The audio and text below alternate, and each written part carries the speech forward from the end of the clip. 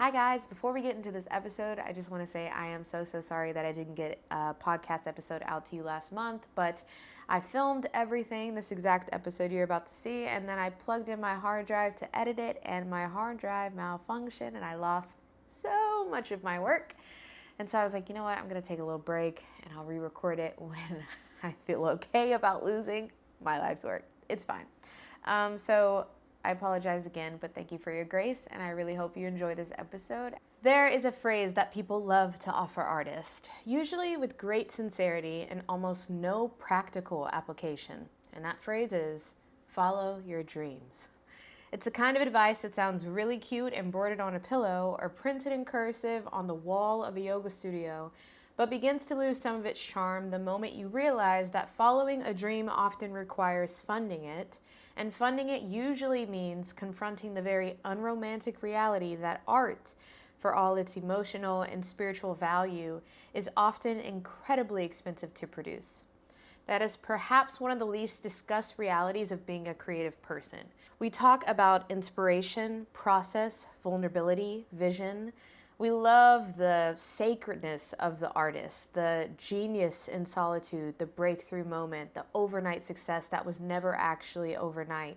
But far less glamorous and therefore far less visible is the infrastructure beneath that work, the logistics, the budgeting, the applications, the invoices, the systems, the part where you're sitting at your kitchen table with a calculator trying to determine whether you can afford to pay for a rehearsal space and groceries in the same week.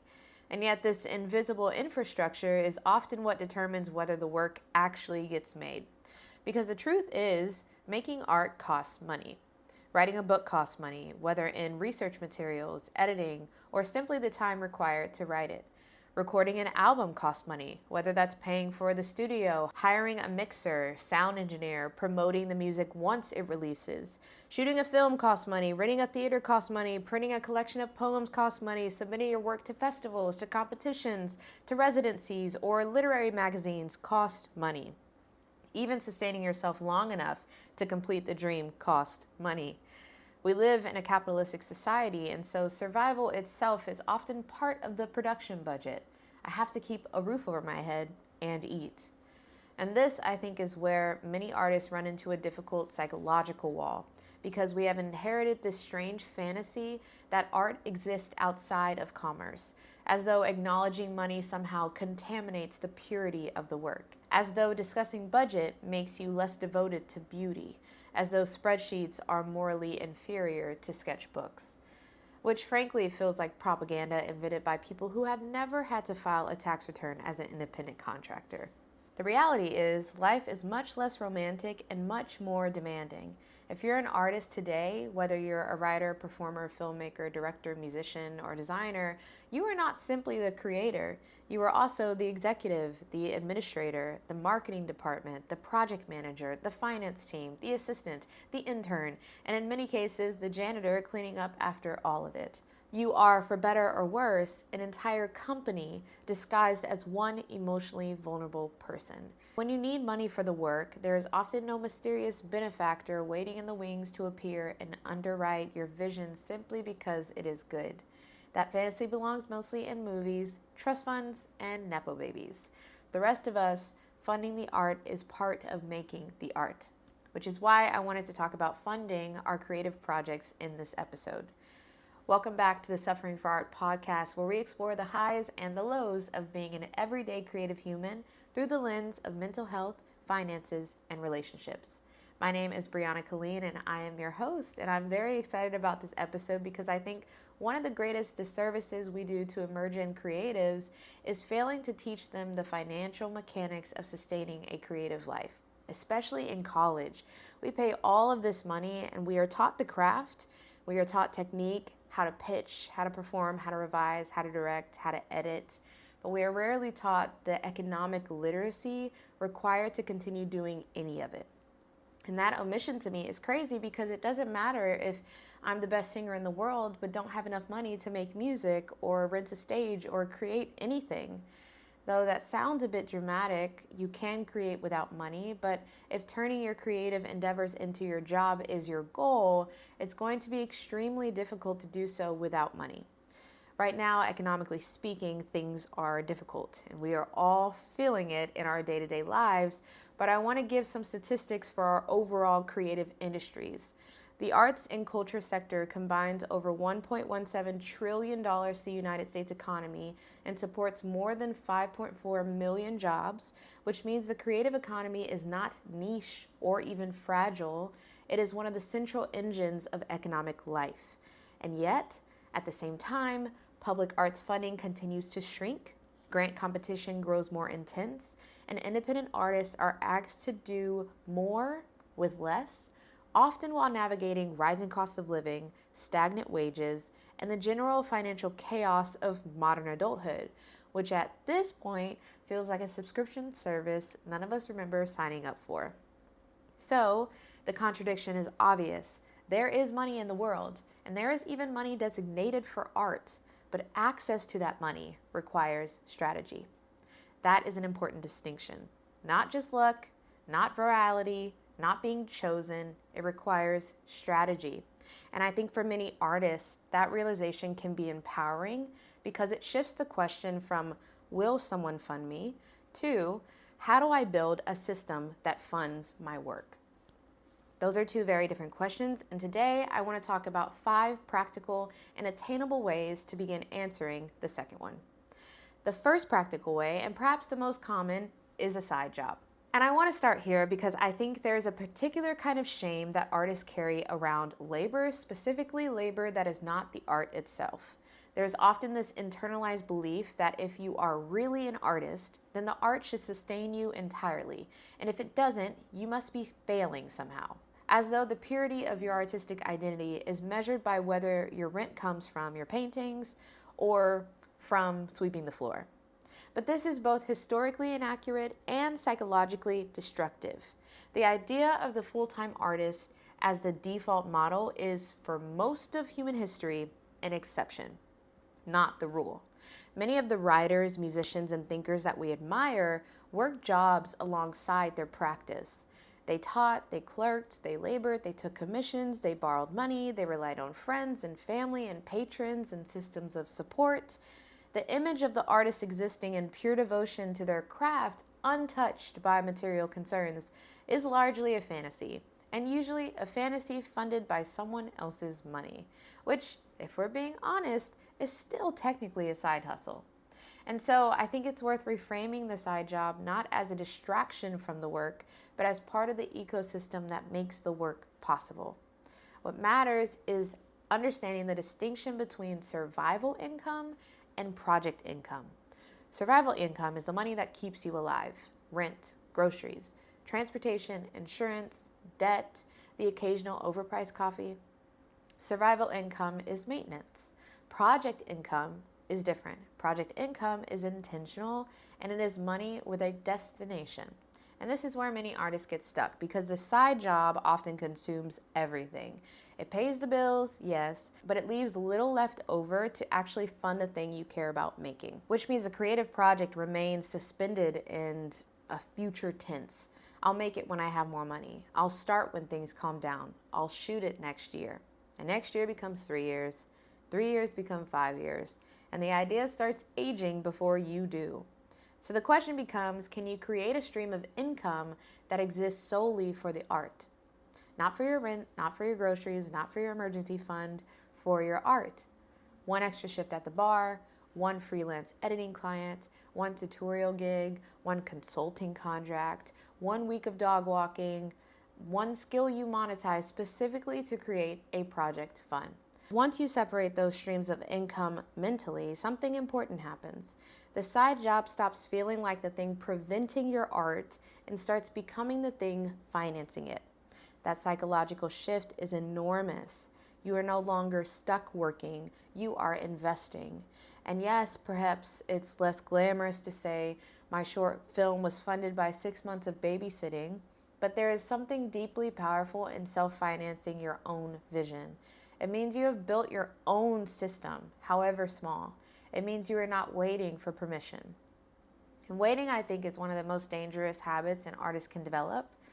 It's very It's very important that you spend the time honing your craft and fine-tuning all the details.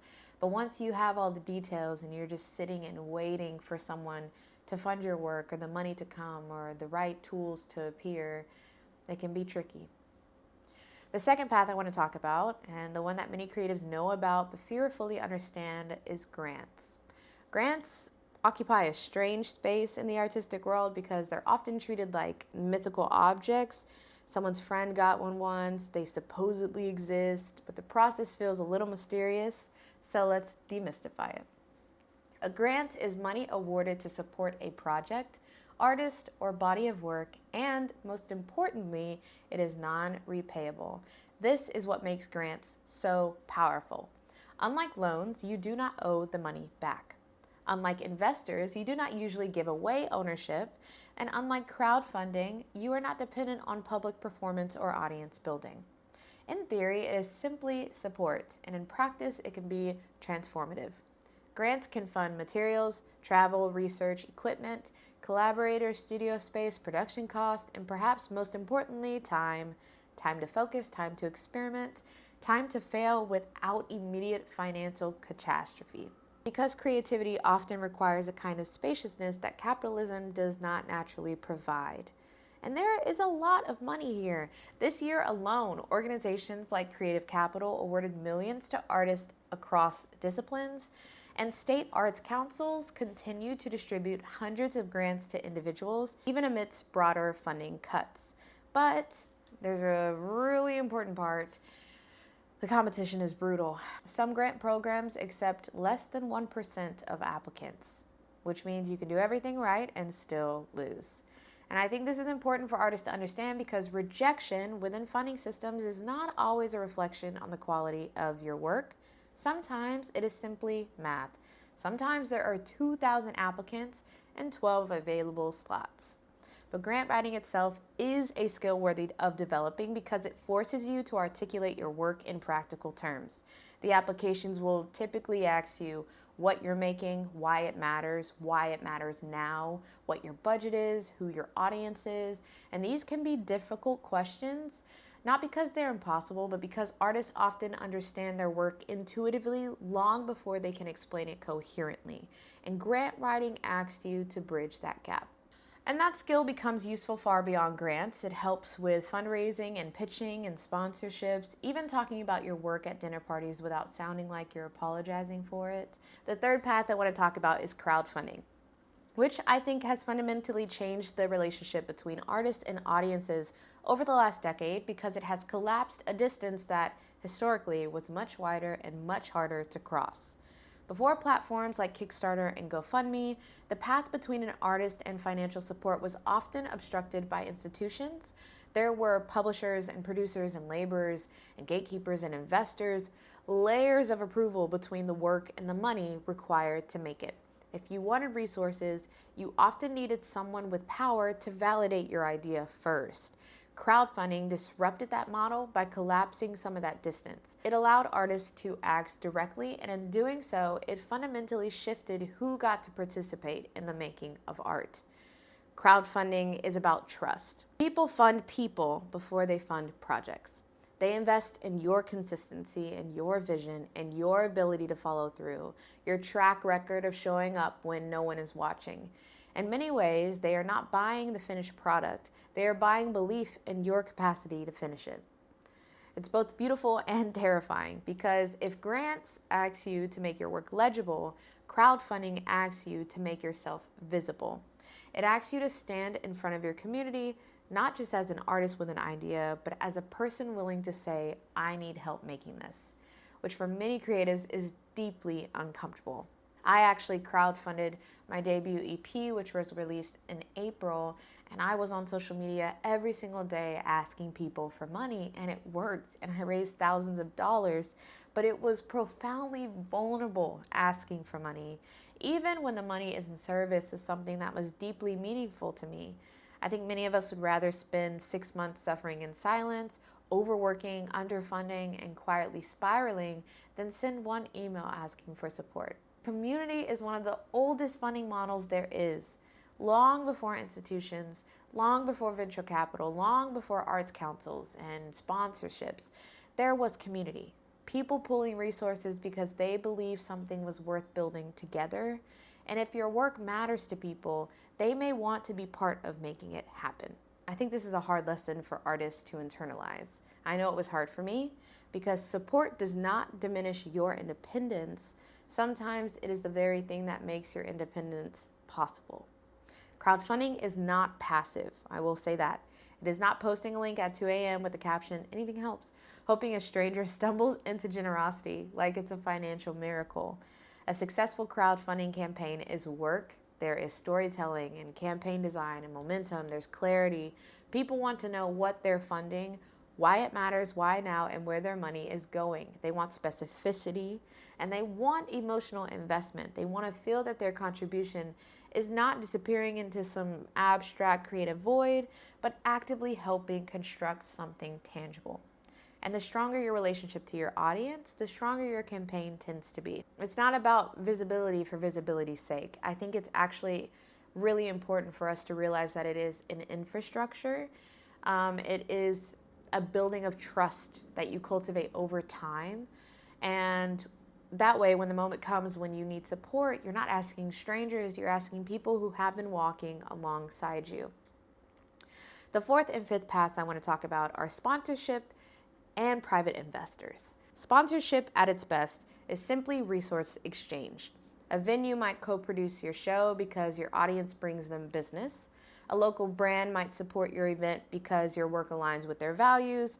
Or a platform like Patreon might allow a community of supporters to contribute consistently to your practice. Historically, artists have always relied on these systems of exchange, whether through wealthy patrons during the Renaissance or through smaller collective forms of support today. The discomfort many artists feel around sponsorships often come from a fear of selling out.